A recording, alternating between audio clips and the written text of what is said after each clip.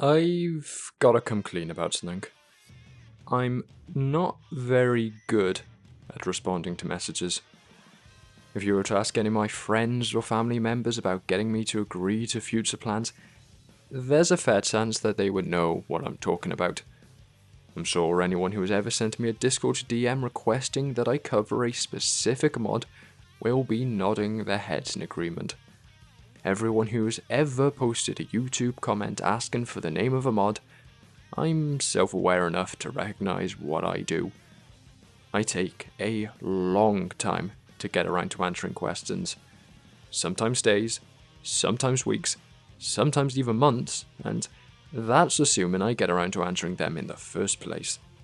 It is not a good look, and it is not a good trait to have as creator, and so I'm going to look at doing better into the future, starting with fulfilling a request sent to me via email to cover Nick WolfFang, a character and mod created by Glide KS, a friend of the email sender.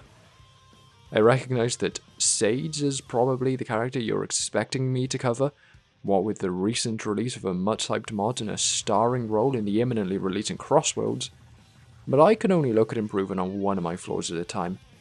My atrocious center timing will have to wait, at least until we finish covering Nicholas Olidos.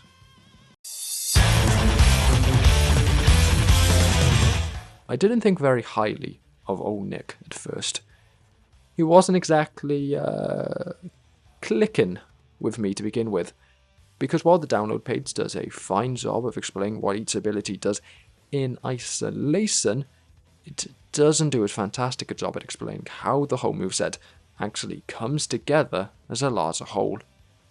That caused me to get the wrong idea of how some of the abilities were supposed to be used, and I ended up making a character with an extremely versatile, fluid, and free-flowing moveset feel disjointed and sluggish.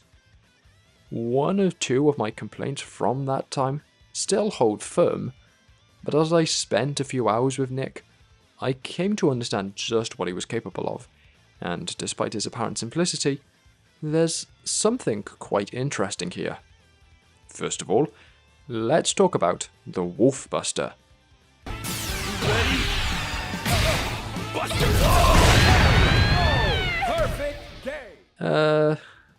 Not quite that, but good guess. Contrary to the claims of the download page, this is Nick's signature ability, punching forward and igniting the air around him. The faster you go, the better the Buster is, with an improving thrust effect and a slow fall feature if you can reach or exceed your top speed. That might sound simple, and that is because it is, but I was still confused by it initially. The way that the download page described it made it out to be an equivalent to the Thok, and there are certainly a few common traits, but it is a very different beast that should be used in a slightly different way. Initially, I was tapping the button as you would with the Thok, and feeling quite confused as how weak it seemed to be. I wasn't getting much out of it, and I never seemed to be going fast enough to reach the higher power levels of the Buster. It was only later that I realised that you're meant to hold the Buster input, and that you actually continue to accelerate as you use the ability, and it was after that clicked that a lot of the rest of the moveset made a lot more sense. You see, Nick doesn't really have dedicated abilities for gaining height or increasing speed or attacking enemies, at least not in the same way that many other characters have. At the same time, it's not like he has combo routes either, where multiple ability instances are used to achieve those effects. Rather, almost every one of Nick's abilities, whether that be the Wolf Buster, the Slide, the Sprint, or the Homing Kick, can be used in any order to achieve any desired result in a free-form manner, quite unlike anything else. I think I need to contextualize that for it to make sense and explain how it differs from everyone else, so I'm going to provide two scenarios for you. In the first one, we're trying to gain some height. For most characters, especially beginner to intermediate level ones, we'd simply use a dedicated vertical boost ability, and if they didn't have one, tough luck. For some others, you might combo a few abilities to achieve that height, but through your experiences, you'd usually find that because of cooldowns and contextual differences and move priorities, there'd only be one combo that is truly optimal for what you're trying to do. For Nick, you'd be doing something similar, but there are many more combo options for you to choose from. You could go homing kick, wall bounce, double jump, or you could go wolf buster, double jump, homing kick, or you could go wall bounce, homing kick, double jump. It's the same for the other scenario, gaining speed. Most characters will have a dedicated ability for it. Some, mostly more advanced characters, will have a single optimal combo of abilities, and Nick has several, as his cooldowns and ability resets are designed for versatility and to flow into one another. That means that for as outwardly simplistic and basic as Nick may look, due to the lack of complicated input or any particularly unique abilities, he does feel very fresh to play.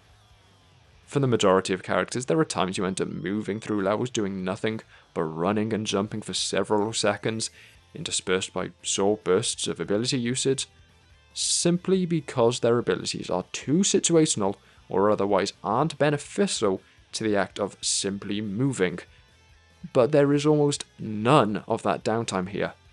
There is always something you can be doing, some ability or combo you could be pulling off that would allow you to speed yourself up. Whether that's holding on to a wolf buster or rotating between slides and sprints, you're very rarely just going through the motions as Nick. With that said, I did mention 2 complaints up top. Most of my others dissipated as I got better with the character, as is often the case, but this pair, while not particularly major, did serve as a thorn in my side throughout what is now multiple playthroughs. Firstly, even though it sounds like it should be pretty easy to tell how powerful the Wolfbuster is going to be based on its proportionality with your current speed, the relationship feels completely arbitrary. I could be going flat out just for the buster to barely do anything, yet on other occasions I could be barely moving and still get a buster at maximum power. It's almost like the ability isn't based on your actual speed as it's claimed, and is instead based on how much sliding you've been doing. The nature of the game plan means the two usually line up fairly well, but there are a few times where they don't, and that causes everything to feel a bit off. My other complaint is pretty simple. I think Nick's hitboxes are a little too big. I don't know how SRB2 or the Wider Doom engine calculates these, because I don't see any reference to them when scrolling through Slade decoms to get to a character's sprites.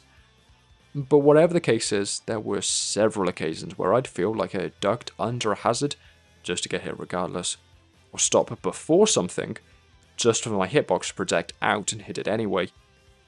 The complaint also applies to the Wolf Buster.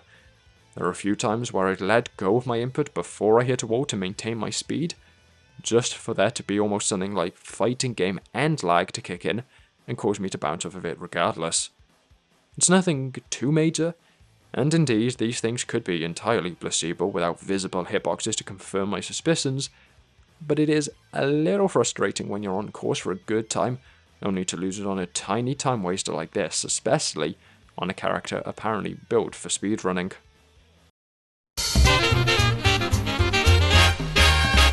Most of Nick's sprites are at about the quality of most OC projects not helmed by a notable pixel artist. Good enough, a little bit worse than the vanilla sprite work, but what can you expect when the single sprite is also juggling every other facet of making the character? I did say most though, and that's important to note in this case because there are a few places where, for one reason or another, Nick does break the mold a little bit. First of all, getting hit by an explosive will cause Nick to do this instead of his usual damage animation, courtesy of Dexile. There are also a list of taunts which can be triggered using the fire buttons. Because I play on controller, I didn't have many of these mapped, so I was only able to trigger the taunt, but there are 2 others available as well. Finally, there is an entire customization menu that can be opened via console commands which can affect various things. There's an option that allows Nick to move his head when looking up and down. There are 2 different colour schemes you can choose from beyond his basic look, and you can also freely customise the colour of your abilities by using skin colour commands. I didn't use it myself because I was happy with how Nick's looked without all of these changes, but it could be useful if you wanted to give him a gothic makeover. So, there are a few places where Glide has gone the extra mile here, sometimes with a little bit of help, but they don't really move the needle for me. A lot of it is on the peripheral. It doesn't come up in standard gameplay. It's a nice bonus to give to a character who already looks pretty good, but it's not groundbreaking.